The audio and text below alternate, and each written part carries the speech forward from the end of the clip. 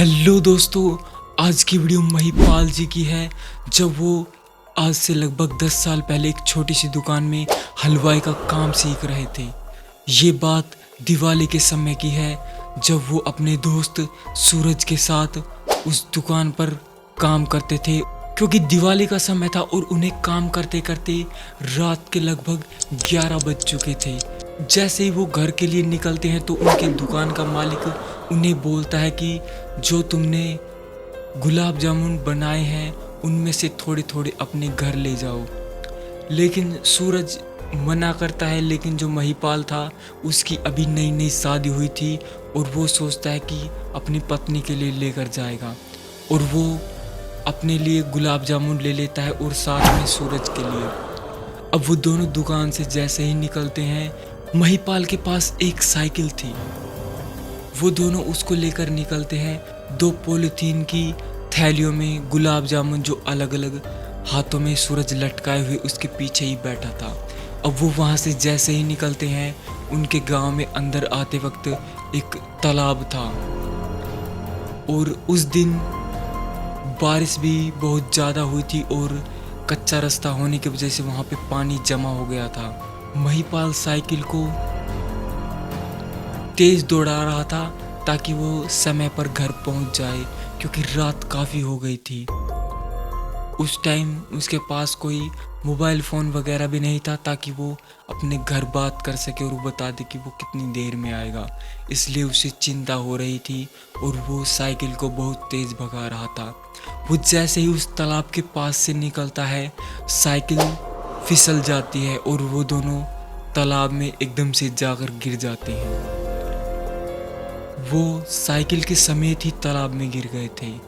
अब सूरज को थोड़ा बहुत तैरना आता था, लेकिन महिपाल को बिल्कुल भी तैरना नहीं आता था। हालांकि उसकी साइकिल जो तालाब है उसके किनारे एक पेड़ में फंस गई थी, लेकिन वो दोनों पड़ गए थे और किनारे पर इतना गहरा नहीं था। महिपाल है वो थोड़ा बाहर की तरफ था, लेकिन सूरज है वो थोड़ी अंदर की तरफ था। जैसे तैसे करके महिपाल निकल जाता है और सूरज बड़ी मुशक्कतों के बाद जैसे ही निकलता है तो वो अपने गुलाब जामुन की थैली अंदर की तरफ फेंक देता है।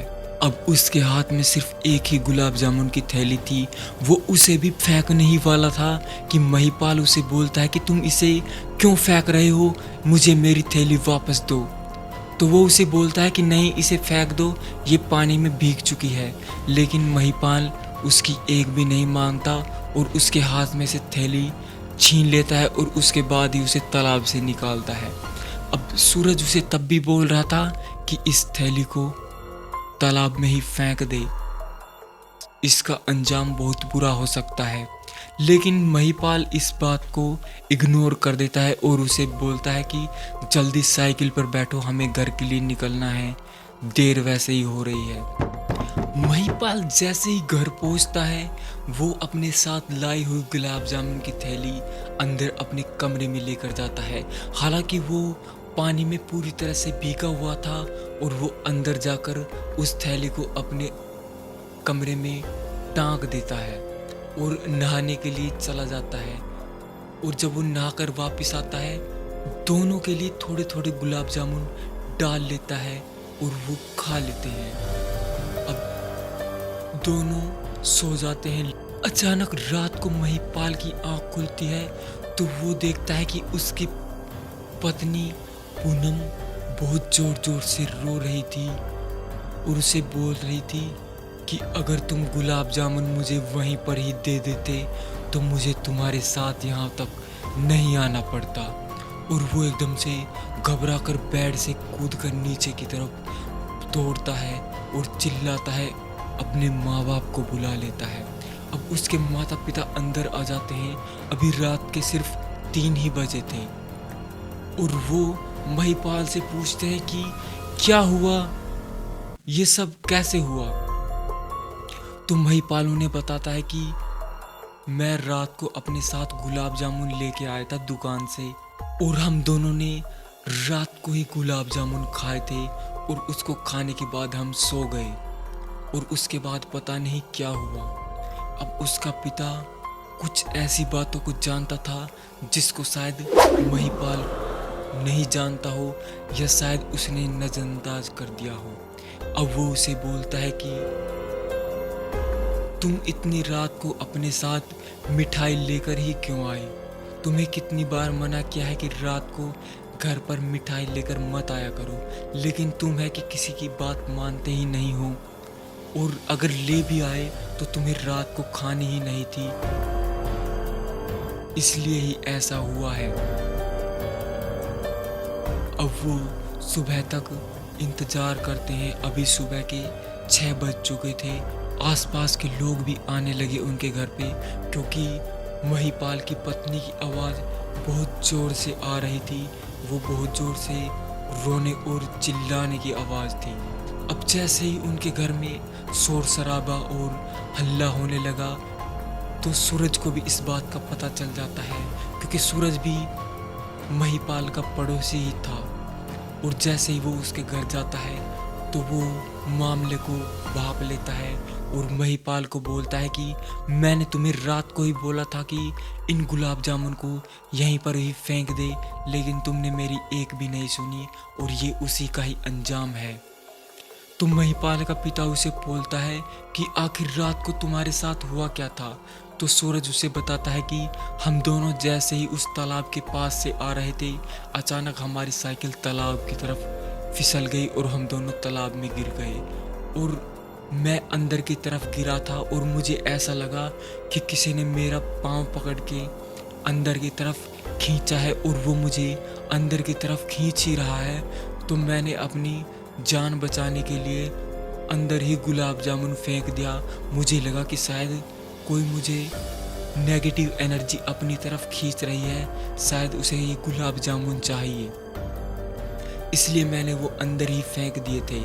और मैं इसके वाले गुलाब जामुन को भी फेंकने ही वाला था, लेकिन इसने मुझे फेंकने ही नहीं दी, और शायद ये इसी की ही वजह से ये सब हो रहा है।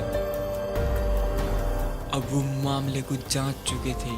अब कुछ लोग उन्हें बोल रहे थे कि इसे किसी तांत्रिक या अघोरी के पास लेकर जाओ, इस समस्या का वो ही समाधान कर सकते हैं। एक तांत्रिक के पास पूनम को लेकर जाते हैं और वहाँ जाकर तांत्रिक को वो सारी बात बता देते हैं कि उनके साथ रात को क्या क्या घटित हुआ है। अब तांत्रिक थोड़ी देर उनकी तरफ देखता है और पूनम को अपने सामने ही बैठा लेता है, और फिर उन्हें बताता है कि उस तालाब में एक बहुत ही खतरनाक आत्मा रहती है जो समय समय पर लोगों की बलि लेती है, उनकी जान ले लेती है। तो वो ये सोचकर हैरान थे, क्योंकि इस बारे में उन्हें कुछ भी नहीं पता था, लेकिन काफ़ी सालों से वहाँ पर साल दर साल लोगों की मौत होती थी, जो कि एक उन्हें नॉर्मल लगता था, क्योंकि उस तालाब की गहराई बहुत ज़्यादा थी और कई बार बच्चे अब बड़े उसमें तैरने या नहाने के लिए जाते तो कई बार उसमें ही डूब जाते और अपना दम तोड़ देते थे। ये उनके लिए एक नॉर्मल बात हो चुकी थी, क्योंकि ये कई सालों से लगातार चल रहा था। अब उन्हें ये बात पता चलती है तो वो तांत्रिक उसे बताता है कि तुम दोनों बड़े ही खुशनसीब हो कि तुम बच गए। वो औरत तुम दोनों को भी वहीं पर ही डुबाकर मार देती। वो तो सूरज ने गुलाब जामुन की थैली उस तालाब में डाल दी और वो एंटिटी वहाँ पर थोड़ा शांत हो गई, लेकिन उसे इस बात पर गुस्सा आया कि महिपाल ने अपनी गुलाब जामुन की थैली उसमें नहीं डाली और उस ताकत ने इसे अपना अपमान समझा, और वो महिपाल के साथ साथ उसके घर आ गई और बदला लेने के लिए उसकी पत्नी पर हमला किया। हालांकि तांत्रिक उसे बताता है कि अब उसकी पत्नी ठीक है, लेकिन उसके लिए मैं तुम लोगों को कुछ ताबीज़ अभिमंत्रित करके देता हूँ और वो तुम पूनम को पहना देना। हालांकि वो वैसे ठीक है। वो पूनम के सर पे से कुछ सामान घुमाकर महिपाल को देता है और उसे बताता है कि इस सामान को उसी तालाब में डाल आना और इस समस्या का समाधान हो जाएगा। लेकिन महिपाल और सूरज के मन में ये बात बहुत ज़्यादा खटक रही थी कि आखिर वो औरत कौन है जो तालाब में एक बहुत ही खतरनाक ताकत बनी हुई है जो लोगों की जान ले लेती है। तो वो तांत्रिक बताता है कि काफ़ी साल पहले इस तालाब में एक औरत की मौत हुई थी, जिसको रात को नींद में चलने की आदत थी और उसे दौरे भी आते थे। और वो एक दिन अचानक रात को नींद में ही उठकर चली आती है और आकर तालाब में गिर जाती है। तालाब की गहराई ज़्यादा होने के कारण वो वहीं पर ही डूबकर मर गई। हालांकि उसकी जो लाश है वो अगले दिन मिल गई, लेकिन उसे मछलियाँ पूरी तरह से खा चुकी थी। उसका शरीर देखने में बहुत ही खतरनाक और भयानक लग रहा था, लेकिन वो ताकत इतनी ज़्यादा खतरनाक हो गई थी धीरे धीरे, और आसपास के लोग जो इस तालाब में नहाने के लिए आते वो उन्हें अंदर ही खींच लेती और उसकी वहीं पर ही जान ले लेती। और धीरे धीरे ऐसे करके बहुत लोगों की जान चली गई। ये सुनकर वो दोनों बहुत ही घबरा गए, लेकिन वो भगवान का शुक्र मनाते हैं कि हम दोनों इस बहुत बड़ी विपदा से बच गए। और अब महिपाल वहाँ से चला जाता है और तालाब में जो तांत्रिक की दी हुई सामग्री थी वो डाल देता है। और उस तालाब में जो वो मरी हुई औरत थी उससे माफ़ी मांगता है कि उससे गलती हुई है, जो वो गुलाब जामुन की थैली अपने साथ ले गया उसे माफ़ कर दीजिए और मैं अपनी तरफ से गुलाब जामुन लाकर आपको दे दूंगा। ये बोलकर महिपाल वहाँ से चला जाता है। और उसके बाद महिपाल ने आज तक कभी भी रात को कोई भी मिठाई लेकर वो नहीं आया है। तो ये छोटी छोटी गलतियाँ जिसको देखकर या सुनकर हम एक बहुत बड़ी सीख ले सकते हैं कि कैसे हम एक बहुत बड़ी समस्या से बच सकते हैं। तो आज की वीडियो आपको कैसी लगी कमेंट करके बताएं। धन्यवाद।